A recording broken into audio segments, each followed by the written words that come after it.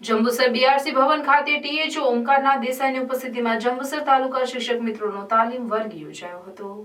આયુષ્માન ભારત અંતર્ગત શાળાના બાળકોનું આરોગ્ય અને સુખાકારી કાર્યક્રમ અંતર્ગત ત્રિદિવસીય તાલીમ વર્ગનો પ્રારંભ ટીએચઓ દ્વારા શાળાના શિક્ષકોનો રાખવામાં આવ્યો, જેમાં ટ્રેનર આસિફ સારુદી, સીઆરસી ગૌતમભાઈ, શિક્ષક દૌલતસિંહ દ્વારા આજના સમયમાં કિશોર અવસ્થામાં બાળકોમાં થતા શારીરિક ફેરફારો અને માનસિક ફેરફારો વિશે માહિતી આપવામાં આવી।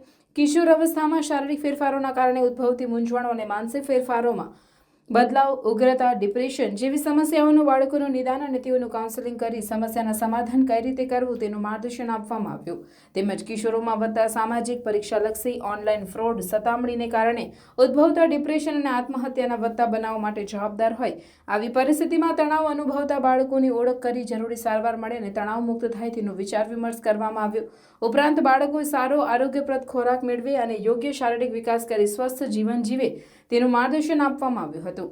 આજના કિશોરોમાં વ્યસન અને ડ્રગ્સના બંધાણી ન બને તેના સુખાકારી માટે આપણે શું કરી શકીએ તે બાબતે તાલીમ વર્ગમાં વિશેષ માહિતી આપવામાં આવી હતી।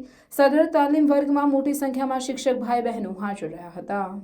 જે બધી તકલીફો અનુભવે છે, જેમની શારીરિક માનસિક મૂંઝવણો છે, એને નિવારવા માટે સરકારે આ એક પગલું લીધું છે। એના અંતર્ગત એ લોકોએ ટીચર્સ અને ડૉક્ટર્સ બંનેને સંમિલિત કરી અને એક ટ્રેનિંગનું આયોજન કર્યું હતું, જેના દ્વારા જે ટ્રેનર્સોને ટ્રેનિંગ મળી છે એ આજરોજ અહીંયા ઉપસ્થિત થઈ અને બધા જે આખા જંબુસર તાલુકાના બધા ટીચર્સ છે એ લોકોને આ ટ્રેનિંગ આપે છે, જેના દ્વારા એ લોકો આગળ શાળામાં જઈ અને બાળકોના જે કોઈ પણ પ્રશ્નો છે એને નિવારવા માટે સક્ષમ થઈ શકે।